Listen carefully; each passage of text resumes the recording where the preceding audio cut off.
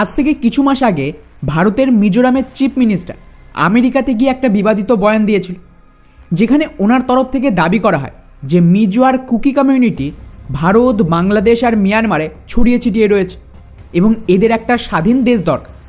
কিন্তু ওরা একই সময়ে তিনটে দেশের বিরুদ্ধে তো লড়তে পারবেন। মানে উনি ইনডাইরেক্টলি ভারত, মিয়ানমার আর বাংলাদেশের কিছু অংশ দখল নিয়ে আলাদা দেশ গঠনের কথা বলেছিলেন। আর স্বাভাবিকভাবেই ওই সময়ে এই স্টেটমেন্টকে নিয়ে অনেক বিবাদ হয়েছিল যে শেখ হাসিনা ঠিক কথাই বলছে, আমেরিকা সত্যি সত্যি তিন দেশকে ভেঙে একটা খ্রিস্টান দেশ তৈরি করতে চাইছে। বাট এখন ভারত এটাকে কাজে লাগিয়ে না কেবল মণিপুরের সমস্যা মেটাবে, বরং তার সাথে বাংলাদেশেরও ব্যান্ড বাজাতে পারে। মণিপুরের সমস্যা কি? যে কুকিরা এটা দখল নিতে চাইছে মৈথিলিদের তাড়ি। হ্যাঁ, আমেরিকাও ইনভলভ রয়েছে, বাট আমেরিকা তো এই কারণেই ফায়দা নিচ্ছে যে অলরেডি এখানে একটা সমস্যা রয়েছে। যদি কুকি আর মৈথিলিদের সমস্যা মিটে যায়, আমেরিকা কিছু করতে পারবে না, এবং মণিপুরের যে বিবাদ সেটাও কিন্তু পার্মানেন্টলি মিটে যাবে। তো কী হবে যদি ভারত সরকার এই বিবাদ থামাতে এই কুকিদের কথা মেনে নিয়ে ওদের একটা আলাদা দেশ দিয়ে দেয়, যেখানে এই সমস্ত কুকি আর মিজো কমিউনিটি নিজেদের মতন করে থাকতে পারে?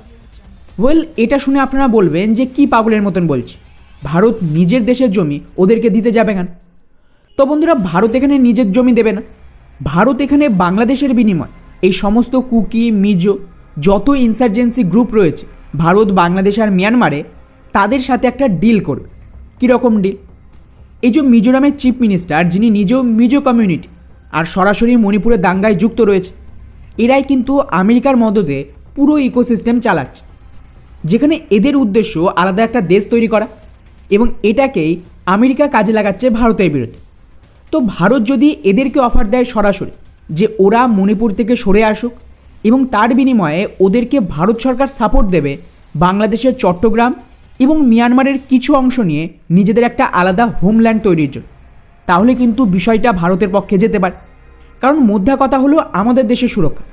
এমনিতেই তো বাংলাদেশ ভারতের বিরুদ্ধেই কাজ করে, তো বাংলাদেশের টুকরো হলো না গৃহযুদ্ধ হলো তাতে আমাদের কিছু যায় আসে না। সেক্ষেত্রে ভারত সরকার নিজেদের ইন্টেলিজেন্স এজেন্সির মাধ্যমে যদি এই সমস্ত গ্রুপকে এক জায়গায় এনে এদের সাথে নেগোসিয়েশন শুরু করে, যেখানে ভারত এদের ডিমান্ড মেনে নেবে যে ওরা নিজেদের একটা দেশ পাবে, এবং এতে ইনডাইরেক্টলি যা যা সাপোর্ট দরকার, হাতিয়ার, ইন্টেলিজেন্স, ফান্ডিং, এগুলো সব কিছুই ভারত করবে।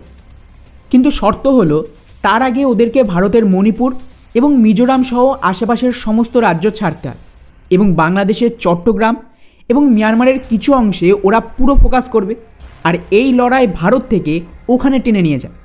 আর ভারত কিন্তু অফিশিয়ালি বা আনঅফিশিয়ালি এই দুই দেশের মধ্যে হস্তক্ষেপ করবেন। আর যেমনটা মিজোরামের চিফ মিনিস্টার তো ওপেনলি বলেছিল, ওরা সফল কিন্তু এই জন্যই হচ্ছে না যে একসাথে তিনটে দেশের বিরুদ্ধে লড়াই করতে হচ্ছে, আর তিনটে দেশের বিরুদ্ধে লড়াই চালিয়ে যাওয়া কোনোভাবেই সম্ভব না। মেনলি এদেরকে ঠেকিয়ে রেখেছে কে? ভারত।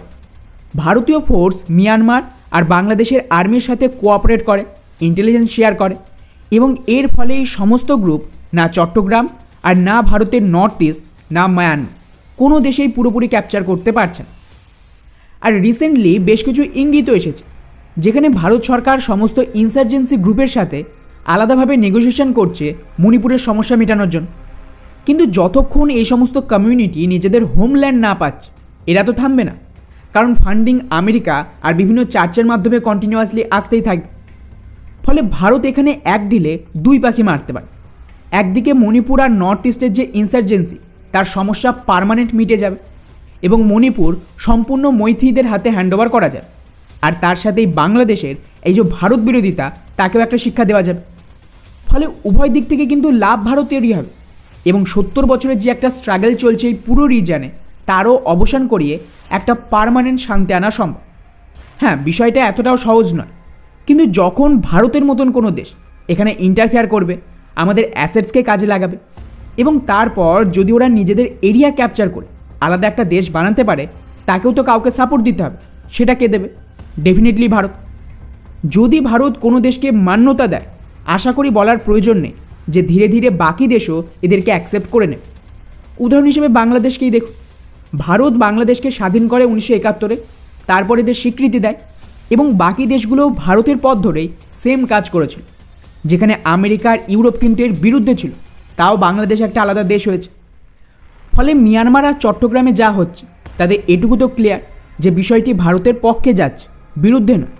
এবং ভারতের কোনো প্রয়োজন নেই মিয়ানমারের সাথে মিলিটারি কনফ্লিক্টে জড়ানো, ওটাই ইনসার্জেন্সি গ্রুপরা নিজেরাই করতে পারবে। বাকি পুরো বিষয়টিকে নিয়ে আপনাদের কি মনে হয় নিচে অবশ্যই কমেন্ট করে জানাবেন। জয় হিন্দ।